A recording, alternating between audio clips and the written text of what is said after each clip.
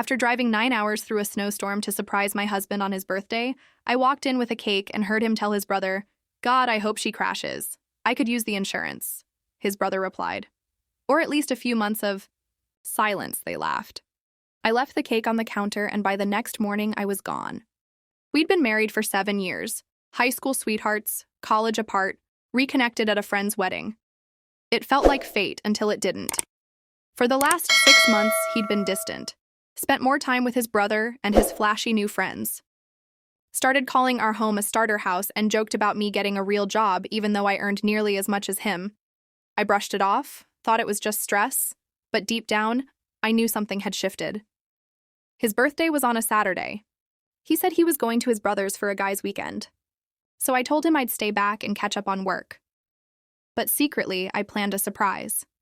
I took Friday off, got his favorite cake, booked a fancy dinner, packed the suit he loved, drove 9 hours in a blizzard across 3 states to surprise him, white-knuckled every mile, past accidents, visibility near zero.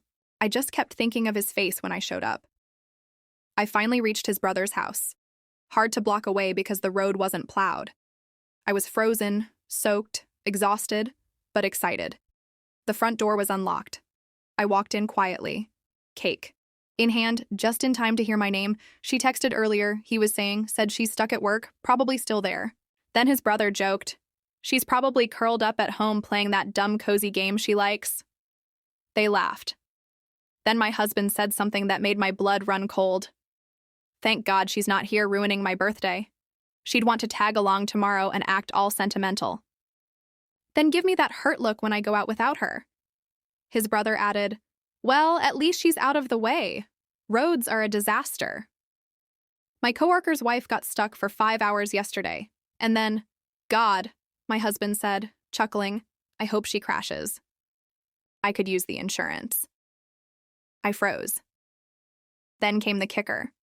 Or at least a few months of silence. His brother laughed. I must have made a sound because they went quiet. I didn't say a word. Just walked into the kitchen, placed the cake on the counter, and walked right back out. His face turned white. He called my name, but I kept walking. Got in my car, sat there shivering, staring at the snow. 17 missed calls, dozens of texts. I didn't read a single one. I drove to a cheap motel, turned off my phone, and stared at the ceiling until morning. That night, I moved out, packed 3 suitcases, grabbed my documents, took my car, and left. He kept calling from different numbers. His messages shifted from confusion to guilt to blame. It was just a joke. You weren't supposed to hear that. Don't overreact. You're being dramatic. Then the threats. If you don't answer, I'm calling the police. And finally, the pity. You're really doing this on my birthday weekend? Not once. Not once. Did he say I'm sorry?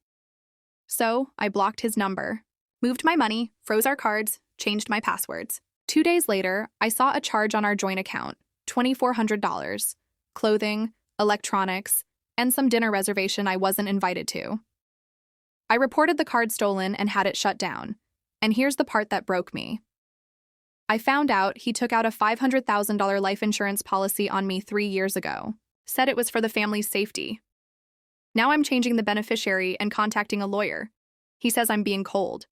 But when someone jokes about your death and laughs about living in peace without you, you stop explaining. You stop forgiving.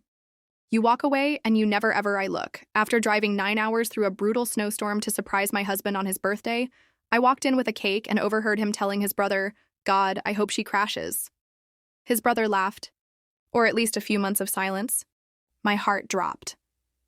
I left the cake on the counter, and by the next morning, I was gone. We'd been married 7 years. High school sweethearts, college apart, reunited at a friend's wedding. It felt like fate until it didn't. For 6 months, he'd been distant, spending more time with his brother and flashy new friends, calling our home a starter house, joking I should get a real job despite earning nearly as much as him. I brushed it off, hoping it was stress. His birthday was Saturday. He said he'd spend it at his brother's for a guy's weekend. I told him I'd stay back and catch up on work. Secretly, I planned a surprise. I took Friday off, bought his favorite cake, booked a fancy dinner, packed the suit he loved, and drove 9 hours in a blizzard across 3 states. Past accidents, near zero visibility. I gripped the wheel white-knuckled, picturing his face when I showed up. When I finally reached his brother's house, the front door was unlocked. I sneaked in quietly, cake in hand, just in time to hear, "My name," he texted earlier. "She's stuck at work, probably still there." His brother joked, "She's probably curled up playing that dumb, cozy game she likes." Then my husband said something that made my blood run cold. "Thank God she's not here ruining my birthday. She'd want to tag along tomorrow and act all sentimental. Then give me that hurt look when I go out without her." His brother added, "Well, at least she's out of the way. Roads are a disaster. My coworker's wife got stuck for 5 hours yesterday." Then my husband chuckled, "God, I hope she crashes. I could use the insurance." I froze. Then, "Or at least a few months of silence." His brother laughed. "I must have made a sound because they went quiet." I said nothing, walked into the kitchen, placed the cake on the counter, then walked out. His face went white. He called my name, but I kept walking. I got in my car, shivering, staring at the snow. 17 missed calls. Dozens of texts. I didn't read a single one. I drove to a cheap motel, turned off my phone, and stared at the ceiling until morning. That night, I moved out, packed 3 suitcases, grabbed my documents, took my car, and left. He kept calling. From different numbers, his messages shifted. Confusion, guilt, blame. It was just a joke. You weren't supposed to hear that. Don't overreact. You're being dramatic. Then threats. If you don't answer, I'm calling. The police. And finally, pity. You're really doing this on my birthday weekend? Not once did he say, "I'm sorry." So I blocked his number, moved my money, froze our cards, changed my passwords. 2 days later, I spotted a charge on our joint account. $2,400 on clothes, electronics, and a dinner reservation I wasn't invited to. I reported the card stolen and shut it down. And here's what broke me. He took out a $500,000 life insurance policy on me 3 years ago for family safety. Now I'm changing the beneficiary and contacting a lawyer. He says I'm cold. But when someone jokes about your death and laughs about living peacefully without you, you stop explaining, you stop forgiving, you walk away and never look back. Story. You're a pathetic excuse for a man. My father-in-law screamed, tearing up my report. You're fired effective immediately. My wife spat. And the kids aren't yours. Get out of our lives. They gave me 30 minutes. But as I reached the door, their phones exploded with 99 plus urgent. Missed calls because Chapter 1, the humiliation. The conference room smelled of coffee gone cold and expensive cologne. I stood at the head of the table, hands trembling slightly as I passed the report I'd worked on for months. A comprehensive expansion plan that could have doubled the company's revenue in 2 years. Before I could even finish explaining the first page, my father-in-law's face twisted in disgust. "You're a pathetic excuse for a man," he bellowed, ripping the report in half and scattering the pieces across the polished table. "You're fired, effective immediately." The employees seated around the table shifted uncomfortably, some looking down, others sneaking sympathetic glances my way. Before I could process it, my wife's voice cut through, venomous and sharp. "And the kids, they're not even yours. Get out of our lives." It felt like someone had kicked the floor out from under me. 30 years of marriage, devotion, and raising children, dismissed in less than 30 seconds. My father-in-law pointed at the door. "You've got 30 minutes to clear out." I gathered my things in silence. Every step toward that door felt heavier than the last. But just as my hand touched the handle, the first phone rang, then another, and another. Within seconds, the room was filled with shrill beeps and vibrations. Every single one of their phones was lighting up with urgent notifications, the same number over and over. 99 plus missed calls, all from the same source. They froze. I smiled for the first time that day. Chapter 2, The Caller. The room buzzed with panic as one by one, my father-in-law, my wife, and even the executives at the table checked their phones. Same number, same caller ID over and over. Finally, my father-in-law answered, barking into the phone. What is it? But whatever he heard on the other end drained the color from his face. His shoulders slumped, and for the first time in years, he looked afraid. My wife snatched her phone next. Her smug expression dissolved in seconds, replaced with wide-eyed shock. She stammered, that can't be right. I didn't move. I just watched, calm, silent. The lawyer who had drafted the company's succession plan was on the other end calling every single one of them. He had just finished reviewing the sealed addendum to my father-in-law's will, a document no one at that table had bothered to read in full. It stated in clear black ink that the company, its assets, and all voting shares would pass directly to me if my wife or her family ever attempted to remove me. Any attempt to fire me would be considered abandonment of succession, triggering an automatic transfer of controlling interest into my name, and most damning of all, paternity of the children was irrelevant to inheritance rights. My father-in-law had known long ago and still chosen me. The boardroom went deathly silent. My wife's phone slipped from her fingers onto the carpet. I finally broke the silence with a thin smile. Looks like my 30 minutes are up, but it seems you're the ones who will be leaving. Chapter 3, The Fallout. The conference room had shifted from a place of arrogance to a theater of panic. The board members, who had sat smugly beside my father-in-law just moments earlier, now leaned back in their seats, studying me instead. Their gazes said it all. If the company was mine, they'd better start treating me like the boss. The board's reaction. The CFO, a man who had always been loyal to profit over politics, broke the silence first. If that's the case, then Mr. Collins, you're now our majority shareholder. All decisions move through you. One by one, the executives nodded. Nobody wanted to side with a family who had just tried to oust the very man the will protected. The shift was instantaneous from contempt to respect, from mockery to deference. My wife's desperation. My wife, pale and trembling, lunged for her phone again. No, this isn't fair. This can't be happening. He's nothing without us. But the words rang hollow. Everyone in the room had just learned her ace card, claiming the children weren't mine, meant nothing. Her father had known and still chosen me. That truth stripped her of every ounce of leverage. She turned to me, voice cracking. We can fix this. I'll take it all back. Just don't do this. I didn't even look at her. You already did it the moment you opened your mouth. The beginning of revenge. I didn't fire anyone that day. I didn't raise my voice. Instead, I called for a special shareholder meeting to be held. The next morning, every executive knew what that meant. Accountability. My wife and father-in-law's empire had just slipped through their fingers, and now I was about to decide who stayed and who walked. As I left the room, I caught the reflection of their faces in the polished glass door. Fear, disbelief, and the realization that they'd underestimated me for the last time. And that was just the beginning. Chapter 4. The Shareholder Meeting. The next morning, the company's headquarters felt more like a courtroom than a boardroom. Executives, shareholders, and even a few curious employees filled the hall. Everyone had heard whispers of what had gone down the previous day, and they wanted to see if the rumors were true. I stood at the head of the long table, the same spot, where my father-in-law had once ruled, but today it was mine, the public humiliation. I began calmly, my voice steady. Yesterday, certain members of this family attempted to terminate my role and erase my place here. Unfortunately for them, my father-in-law anticipated exactly this kind of betrayal, and he made provisions. I held up the will addendum, bold red, clauses visible even from the back of the room.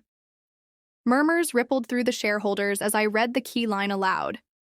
Should the family attempt to sever ties with my son-in-law, sole control of the company and inheritance shall pass directly to him. Gasps and whispers filled the room. Every eye turned to my wife and father-in-law, who sat frozen, pale and powerless. I let the silence drag, humiliation hanging heavy on them. The first cuts. Then I made my move. Effective immediately, all family. Members who attempted to undermine my leadership are suspended from company activities pending review. Shareholders will be presented with a new vision, one that prioritizes growth, integrity, and loyalty over vanity and entitlement. The board voted unanimously in my favor. Not a single hand rose to defend my wife or her father. The same people who had once sneered at me were now nodding in agreement, eager to distance themselves from the disgraced pair. The financial blow. Before dismissing the meeting, I added one final announcement. As per the trust, family members who attempt removal forfeit dividends as well. All distributions for this quarter will bypass them entirely. The look on my wife's face was priceless. The realization that not only had she lost power, but the endless stream of money she had counted on was gone. As I left the hall, the applause was for me. My wife and father-in-law remained seated, ignored, shunned, trapped in their own disgrace. And that was just the financial strike. The social and emotional blows were still to come. Chapter 5. The Social Ruin. If the shareholder meeting had been the first public execution of their pride, the days that followed were the long, slow burial. The social freeze-out word spread quickly through business circles. Once my wife and father-in-law had been the darlings of the city's elite, the ones who threw the best galas, funded the flashiest events, and basked in the glow of attention. Now invitations dried up overnight, country club memberships reconsidered, charity boards quietly voting to replace them. Their names had become synonymous with betrayal and failure. I didn't need to lift a finger. The will and their own arrogance had done all the work. But I did make one call to the press. An exclusive feature about how my father-in-law's foresight had protected his empire from greed and short-sightedness. The article praised his wisdom and painted me as the loyal son-in-law, who upheld his legacy. Her phone calls to friends went unanswered. Their allies evaporated. The emotional blow. But the cruelest cut wasn't the money or the prestige. It was the children. My son came to me one night, shoulders slumped. "Dad, Mom tried to tell us you weren't our father, but we know better. You're the one who's always been here." My daughter added, "She's the one who's useless to us now." That sentence hit like poetic justice. The same phrase she had spat at me in the boardroom, now echoing back at her from the very children she'd tried to weaponize. The final stage. Within months, the family name she'd once tried to wield as a sword became a scarlet letter. I thrived leading the company, growing the foundation, and rebuilding trust with employees who finally had a leader who valued loyalty. And her. She was left with nothing but whispers, closed doors, and the hollow echo of her own arrogance. Epilogue. 1 year later, her world. 12 months after that day in the boardroom, my ex-wife was unrecognizable from the woman who once strutted through society events dripping in diamonds. Her father's name, once her shield, had become her curse. The very doors she used to fling open with a smile were now locked tight. The country clubs that once vied for her presence now whispered her humiliation like an urban legend. The A's who lost everything by her own arrogance. The apartment she rented was small, drab, and hidden on a side street far from the glittering part of town. When neighbors asked about her past, she lied. But people always seemed to know the truth anyway. Even her own children kept their distance. The phrase that once shattered me, "The kids aren't yours," had flipped like a dagger back into her heart. They no longer answered her calls, choosing instead to stand beside me, proud of the man who raised them. Your world. Meanwhile, my life flourished. The company grew stronger than ever under my leadership. Partnerships expanded internationally, and our name became synonymous with trust, growth, and integrity. The foundation in my father-in-law's honor thrived too. Schools bore his name, scholarships were granted, and communities rebuilt, all through funds she thought would be hers. Every headline about our success was another nail in the coffin of her reputation.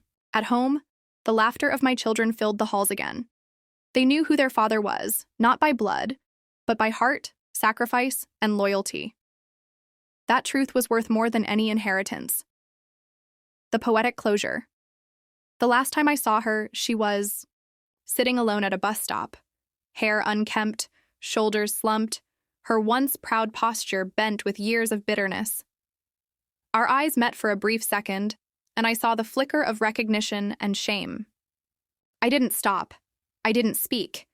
Because the greatest revenge wasn't in destroying her.